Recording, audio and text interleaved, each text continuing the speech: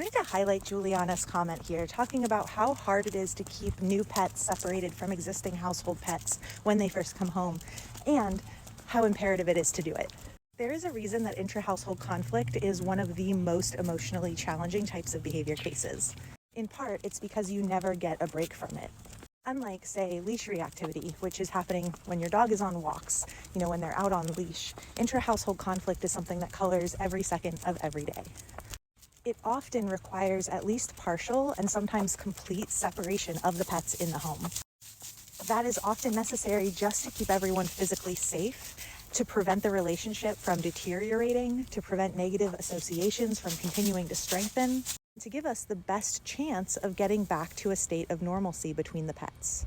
The work of keeping your new pet separated from existing pets when bringing home a new pet is a tiny taste of what intra-household conflict is like. With intra-household conflict, that separation may need to go on for a much longer period. And you and your pets might be much more anxious about the situation because now there's likely a history of bites, fights, or very tense conflicts.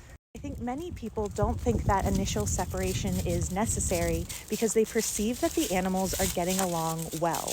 But the truth is, the vast majority of people are not able to spot conflict, stress, tension, careful avoidance, appeasement, lower down on the stress scale, which is where we're ideally intervening and what we're most likely to see when the animal first comes home.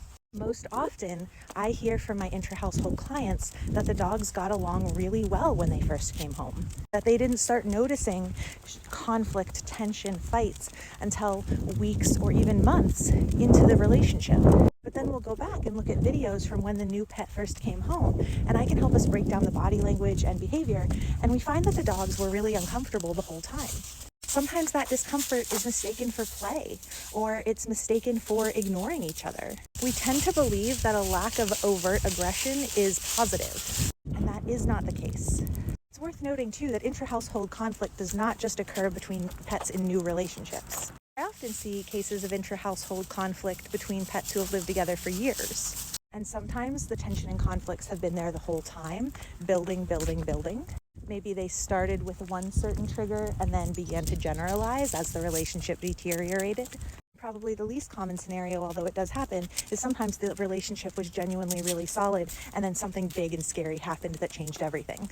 But usually it's been building.